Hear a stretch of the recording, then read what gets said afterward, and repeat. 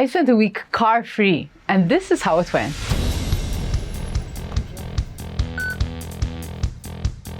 $8.51 before 9.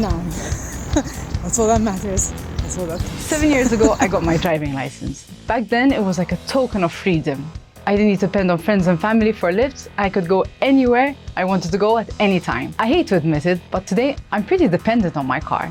Before I got my license, 23-year-old Julia would walk to meet her friends or catch a bus to work. And now I end up going for my car keys, even for short distances. So when the government announced it's willing to pay people to ditch their cars and their licenses, I thought to myself, could I do that? So I did that. And I left my car at home for a whole week. Plane just goes off the bus.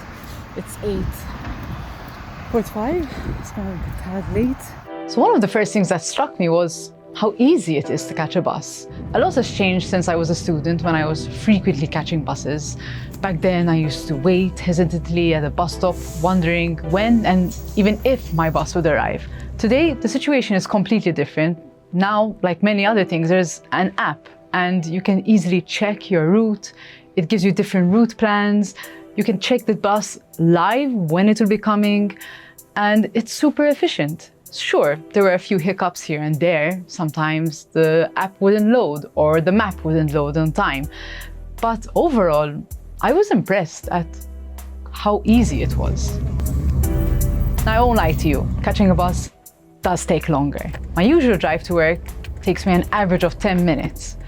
Now with the bus, I was looking at an average of 30 minutes. The bus ride itself wasn't that long. The actual time-consuming part is waiting for a bus or walking from one bus stop to another, or actually walking from my bus stop to my final destination.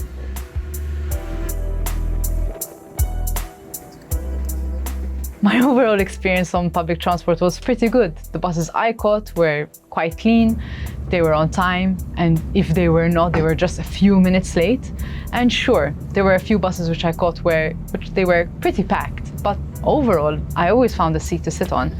And that gave me the time to catch up on my reading, my emails, and messages. And sure, there were times when some buses were pretty full that they didn't stop, so I had to wait a bit more. Not using your car doesn't mean you have to catch a bus everywhere.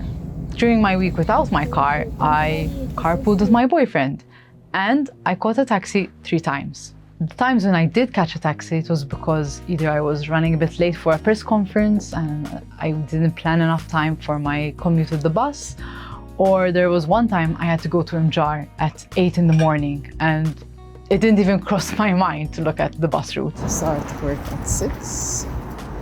So I think this morning we will be catching a taxi. Overall, my taxi rides cost me around 40 euros. And that's something to keep in mind if you're going to ditch your car. Sure, ditching your car means you'll be saving on fuel costs, insurance and maintenance, but you still need to keep in mind taxi costs. Luckily, Bolt was kind enough to cover my expenses when they heard I was working on this experiment.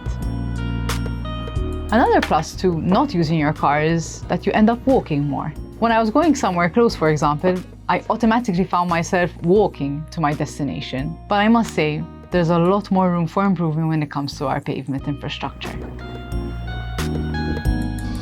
Wrapping up my week without a car, I realized it wasn't as bad as I expected. Sure, there were a few hiccups here and there, but overall, with a bit of planning and a change in mentality, I realized I don't need to be so dependent on my car. Now, I can't say whether I'll give up my car for 5 years after this 1 week experiment, but I can see myself opting to catch more buses, a ferry, or even walking to places I need to go instead of always going by car.